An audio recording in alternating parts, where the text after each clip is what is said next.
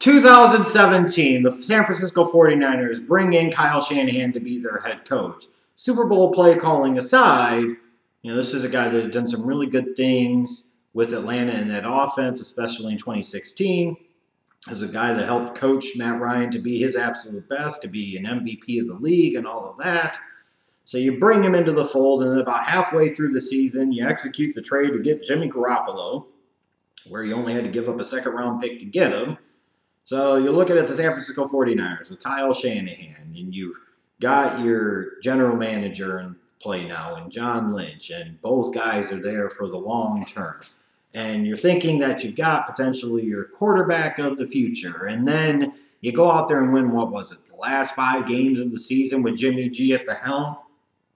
It's easy to understand why there's a lot of hope and expectations for bigger and better things for this 49ers team in 2018, especially when you factor in signing Richard Sherman after he was waived by the Seattle Seahawks.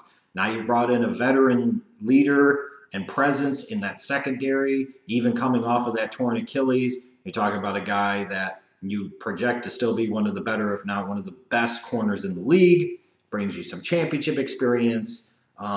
All these things. And people, again, like I said, are pretty high on the San Francisco 49ers. You're hearing a lot of worst to first talk about them. You're hearing a lot of talk about looking at them as a playoff team, if nothing else. And I'm just a little cautious on this team.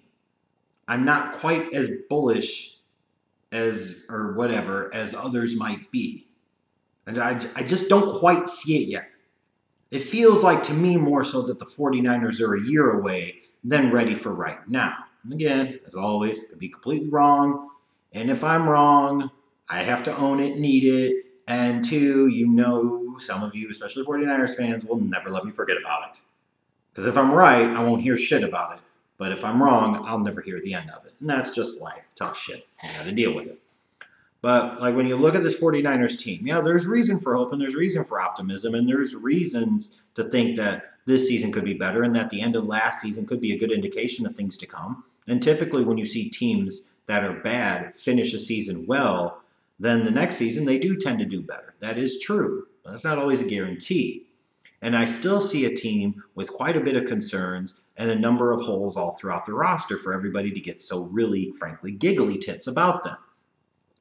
Even when I look at their draft class this year, they took Mike McGlinchey, 9th overall, which is a surprise to some, maybe shouldn't have been as much of a surprise to others. Short term, he's going to man right tackle. Staley will play the left side. Long term, he probably takes over for Staley there. But you get Dante Pettis. Maybe he'll provide something at the receiver position out of the slot. You draft Fred Warner in round 3 from BYU. Maybe at some point in time he's manning the middle of that defense. We'll see. But it's not, to me, the most spectacular draft class, but it's okay. But like I said, there's still a lot of holes on this roster, to me anyways. And that could be proven wrong throughout the course of the season. I will say this, I do like their offensive line and their defensive line. This is a defensive line that they've invested 3 first-round picks in the past with Eric Armstead and specifically DeForest Buckner and Solomon Thomas. Hopefully they'll get more out of Solomon Thomas in year 2, similar to what they did out of DeForest Buckner in year 2, because DeForest Buckner in 2017 was really starting to play well and show you what type of player he can be.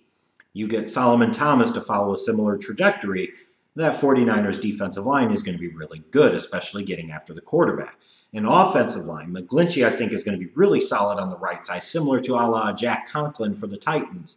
And then you've got Staley, who's still a productive left tackle and a good one. Not a great one anymore, maybe, but a pretty good one.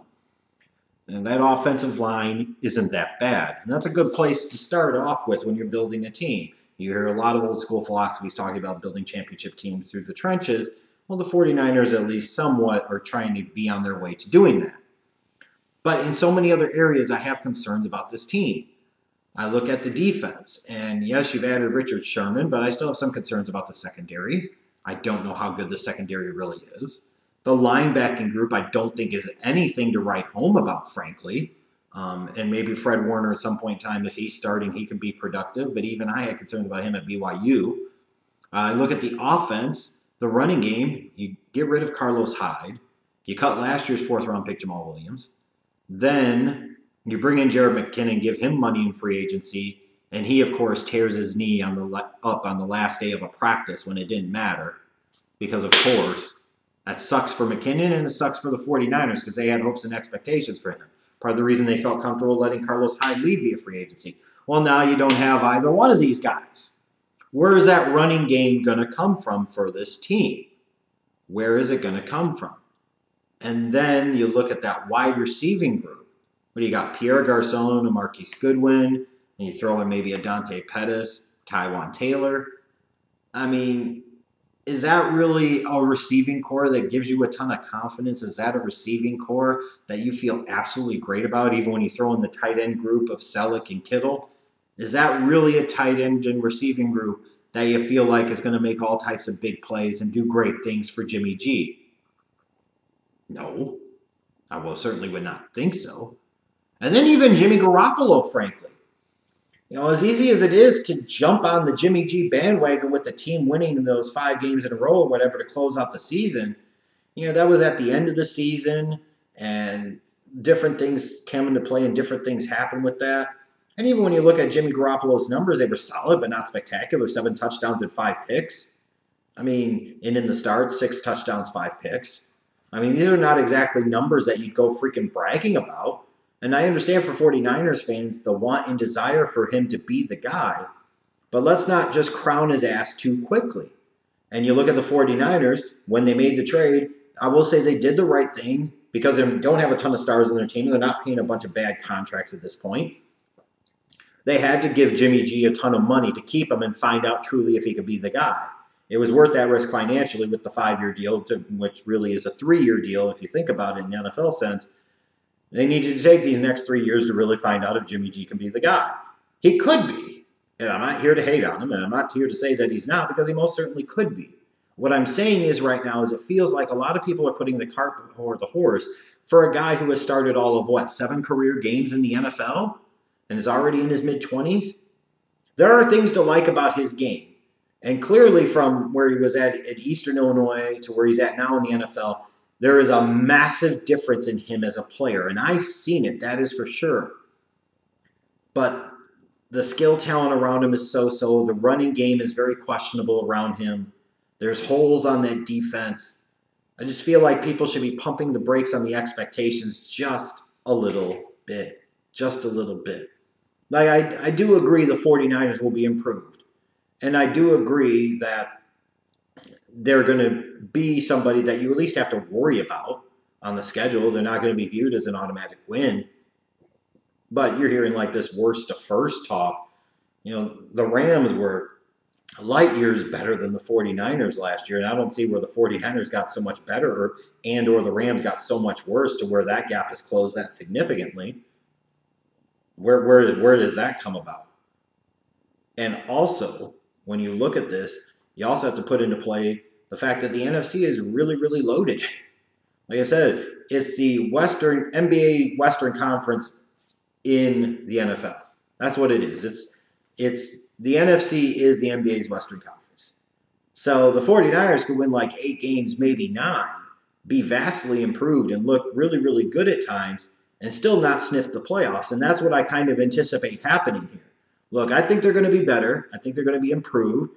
I think Garoppolo will have moments where he looks like an absolute stud, and then you're going to have some moments where you're like, I'm not quite so sure. And some of that will be on him, and some of that, frankly, will just be on the lack of talent around him.